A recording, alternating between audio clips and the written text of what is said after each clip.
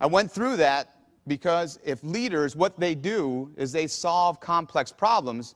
If they come up with solutions to problems that are open-ended, then they need to be able to think creatively. So for this next block of time, what we'll do is we'll explore what creative thinking is. Here's my favorite definition of creativity. Goes like this. Creative thinking or creativity is the ability to modify self-imposed constraints. A couple key terms in this definition that I want to highlight. The first term is the word ability. This surprises a lot of people.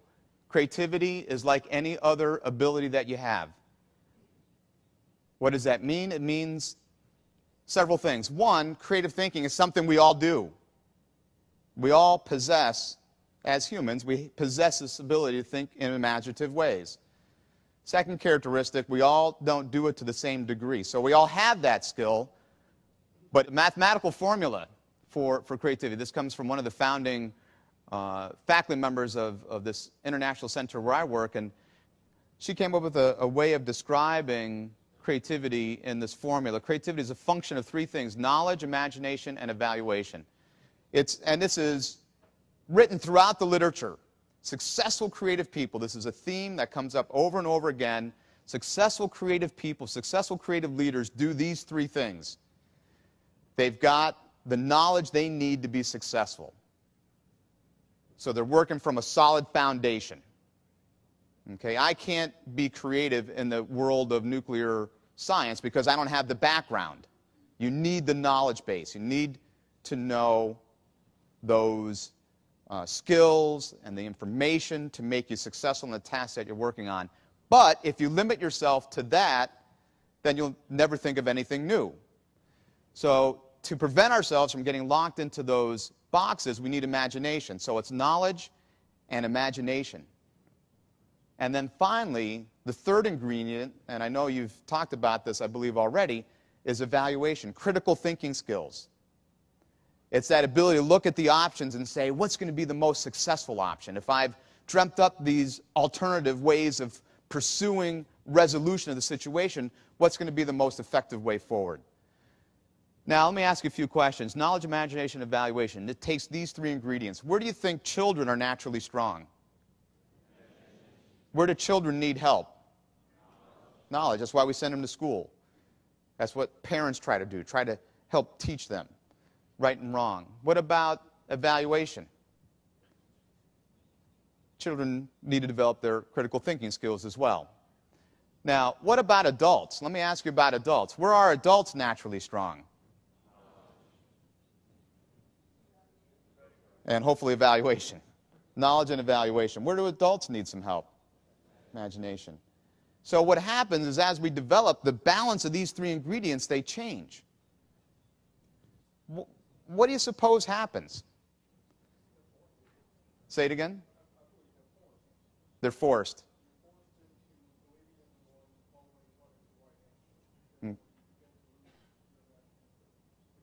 Yeah. Well, I'll say that because you probably couldn't hear that. The comment was children are forced to kind of fit the norm, to fit into the pattern that others are kind of operating by. And as a result of that, being forced to fit in, it's the socialization process. You know, that's what socialization does. There's that concern of doing things differently. You know, and peer pressure certainly does that with schools and other ways that society puts pressure on people. Are there other things that get in the way of imagination as we develop? Yeah, excellent point. The comment was we don't reinforce it. I think that's going to change, though. And I think corporate America is going to change that. Because innovation is, you can't read the Wall Street Journal or listen to the radio without someone touting the importance of innovation. I think that's going to start to change things. But we don't reinforce it. We don't value it. We don't teach it. We don't provide skills that support it. So one of the things that we need to do as adults is to try to recapture that, to rebalance this formula of knowledge, imagination, and evaluation. Yes, sir, you wanted to share something. I was just going to say, in the military, we also have standards so that people know what to expect when, putting people out on the line. Right. So that they're not necessarily being extremely creative out there. Right. Trying to Right. I think that's, that's something we, obviously in the military, it's a little bit different than if you're in the public or private sector. Right, right. Oh, well, that's one of the things I like about that model is it does say it takes evaluation, it does take critical thinking, and there's not always a place for imagination. I get up and get dressed in the morning, I don't say, oh, how might I get dressed today? I don't use my imagination, I kind of follow the standard. But there are areas, it's part of the trick is finding what are those areas where it's appropriate.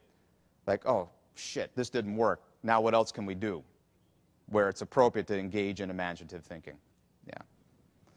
Okay, so final aspect of this, and here's where leadership has a big impact. This A I didn't talk about. Creativity is a function of three things: knowledge, imagination, evaluation. That A stands for attitude. That's the driver. And here's where leadership can have an impact.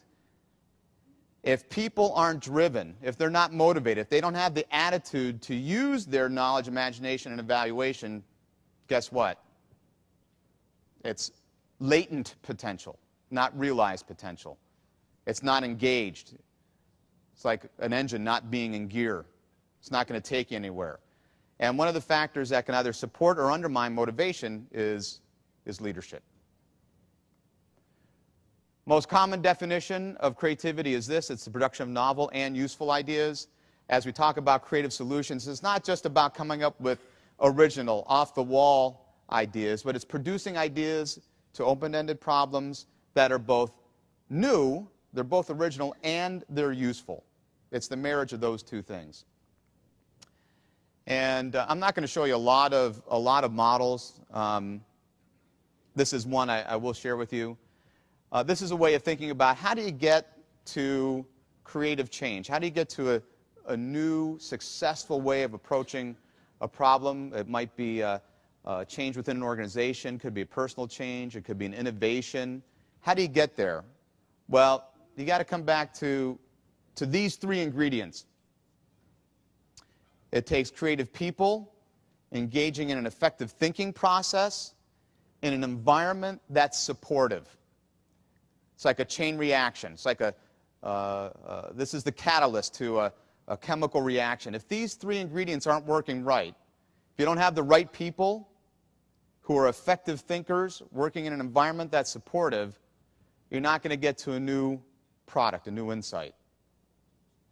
And then if you get to that point of a new product, we then have to work to get it adopted in order to create change. But it all starts here. Effective, creative people thinking through a process that's supported by their environment. We're going to talk about all three of these: creative people, the creative process, and the creative environment. Okay, we'll go into the creative process.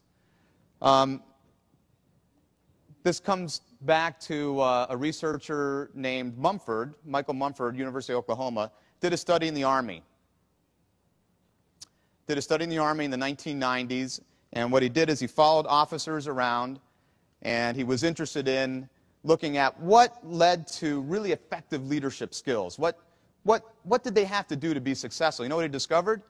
He discovered that the effective officers, the officers that were excelling in their leadership roles, what they were doing was being successful in solving what he called complex social problems.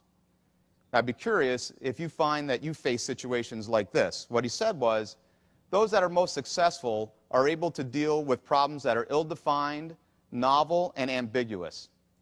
Ill-defined means you come across a problem that has no single solution. The solution's not in the training manual.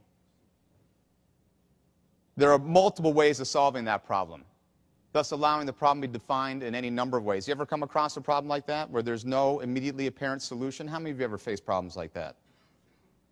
Okay, so you can relate to that. How about the next one? He says that they're also very skillful at dealing with problems that are novel, where past experience and knowledge is not sufficient to resolve the present situation. In other words, you can't simply say, oh, you know what, I solved the problem just like this yesterday or last week. No, rather what he says, what officers often do is they are thrown into new situations where past experience isn't going to inform them with respect to how to solve the current situation, solve the current problem. How many of you face situations like that, new situations where you just can't simply do what you've always done? And then the last characteristic, he says, they face ambiguous situations where there's gaps in information or there's a lot of information being thrown at you, and part of the trick is trying to understand what's really relevant here. What's the core problem? What's irrelevant? What can I dismiss? Because you're being bombarded by information. How many of you face situations like that where you got to tease through it and figure out what's relevant? Okay. What he says is what leads to successful leadership is an ability to solve these kinds of problems. Now, here's an acronym. Are you familiar with this? Volatile, uncertain, complex, ambiguous. Sounds a lot like what Mumford's talking about. So I know you face situations that are similar to that. And if this is, I'm going to skip over this. If this is true, what Mumford says, if you're solving complex problems, volatile, uncertain, complex, ambiguous, it requires creative problem solving. It requires creative thinking to be able to solve those kinds of problems.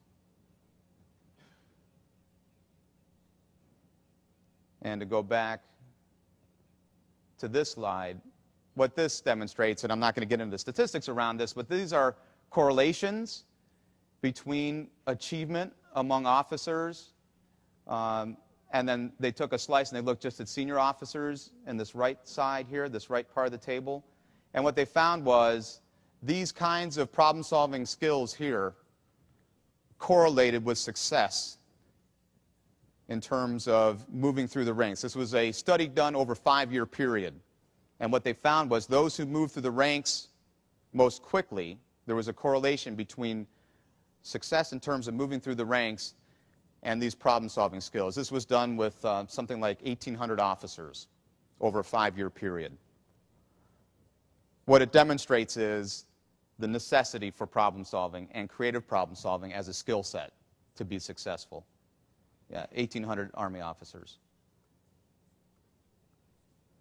So let's talk about creative problem solving then. Creative problem solving, I'm going to bring this whole slide up, involves 3 areas of activity. First area is clarifying what's the problem. If you can't define the problem, you'll never get to the right answer. Often people don't see that as a part of the creative process. But if you're defining the problem incorrectly, you'll never get to the breakthrough solution, the solution that you need. So that's a critical part of the creative process. The second area within the creative process is then coming up with ideas, transforming ideas into workable solutions. So first you define the problem, then you develop ideas that can be transformed into solutions. The process doesn't stop there, then you need to implement. And that's part of the creative process as well, because sometimes we need imagination in order to be able to implement ideas that buck the system, that are new, that are paradigm breaking. Sometimes we need creative thinking to help sell the idea. I'll give you a quick story around that. Many years ago, there was a vice president for research and development at General Motors. His name was Charles Kettering. And he had an idea. At the time when he was VP of R&D at General Motors, cars came in one color. They were black. That was the only choice you had. Well, Kettering had this novel idea. He thought cars ought to come in different colors. And he presented that idea to the executives. Pretty radical idea. What do you think the executives said to him at General Motors? Nah. People don't want that. We're not set up for that. It's going to be too costly. Our manufacturing system wouldn't be able to take that because we'd have to reconfigure it. It's going to be too expensive. Well, Kettering tried to sell this idea. Every turn, he was rejected. So he identified an opportunity. He had an idea. The challenge for him was selling the idea, this implementation phase. So you know what he did? He decided to take the executives all on an off-site retreat outside of Detroit at a country club. The executives came out. He had this very elaborate prototype manufacturing line set up that could demonstrate how quickly they could convert to producing cars in different colors and how it could be done cost effectively. So all these executives come out to this meeting. Just before going into the meeting, into the ballroom, Kettering's secretary is sitting outside the entranceway. And as the executives were checking in, she was asking them questions. You know, good morning, how are you? We're going to be serving lunch today. What would you like for lunch? Here are your choices. What car did you drive here? What's your license plate number? What's your favorite color? What would you like to have for your afternoon cocktail? And so forth. You know where this is going, don't you? So, this full-day meeting, Kettering takes them through this prototype manufacturing line. End of the day, Kettering says to them, so, guys, what do you think? All men. Guys, what do you think? Can we do it? Are you behind me? What do you think they said? No. They go out to the parking lot to leave at the end of that meeting, and you know where this is going. Every one of their cars had been painted while they were inside that meeting. And those cars were painted in their favorite colors. Remember, his secretary was sitting outside the door, and among all those questions she asked, one of them was, what's your favorite color? So if the executive said, oh, my favorite color is yellow, when he went outside, his car was yellow. So these guys had to drive back into Detroit after this meeting in these painted cars. And what do you think happened? People kept stopping them. Where'd you get that red car? Where'd you get that blue car? This is fantastic. People are honking their horns at them. The next day, they released a new investment incentive, released new money to establish a full-scale prototype line. Why? Because they suddenly realized, because of the reaction, that people wanted cars in different colors. So sometimes, yes, it's critical to get to the right problem. Kettering did that, to come up with creative ideas. But sometimes leaders, because they're doing things that are different, often have to think about how to creatively sell an idea, which is an important part of the creative process. It varies. We're not all Edisons or Einsteins or Oppenheimers. That skill level varies. But the third characteristic, and the most important thing that I want to drive home, is whatever your skill level is, it can be enhanced, it can be developed. Creative thinking is a teachable skill. And what I'll share with you today are some. I've highlighted one characteristic or one barrier, one self-imposed constraint, habits. What else do you think stops people from thinking creatively? What do we do to ourselves that stops us from thinking creatively? Training? Okay. Fear. There's none of that in the military, is there? What else stops folks? Well, let's take the fear. Who said fear? Okay. What do you mean by that? Fear of?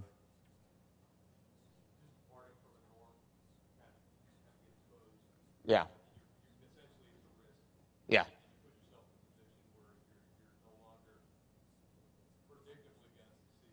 Yeah. Right.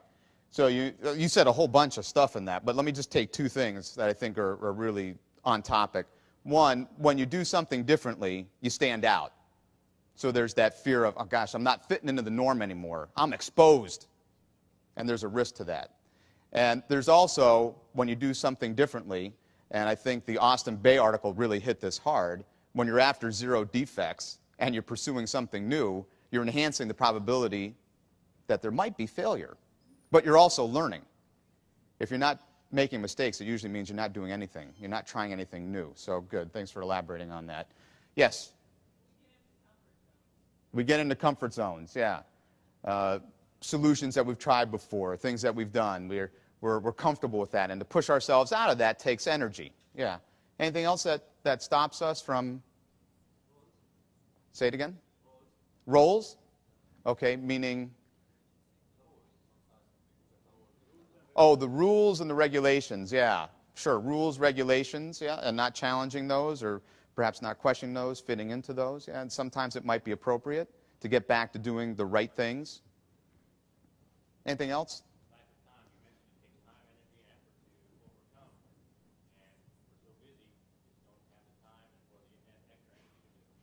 Yeah. I don't know if everyone can hear that. I'll repeat that. Time.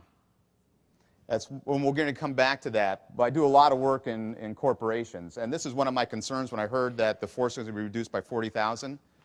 In corporate America, one of the biggest blocks to innovation when I go out and do my consulting is exactly that. You know what happens when you don't have time? You always do what you've done before because you don't have time to pursue a new idea. And that's a serious constraint. You don't have time to experiment because experimentation takes room, takes space, takes time. So that's an excellent point. Yeah. Yes, ma'am? Lack of resources. Yeah. To support trying new things. Yeah. We'll take one more. Yes, sir. The leader. That's why we're here. Yeah. And that's exactly the message we're going to end on. How leadership, and Bay again hits this point well, the environment that's established or the culture that's established comes back to leadership. Good. So let's continue on ways in which you can enhance that skill. So it's an ability we all have, and it can be enhanced, it can be developed. There's research that proves that, but sometimes we're our own worst enemies. We do things to stop ourselves. Self-imposed constraints stop us from being better able to think creatively.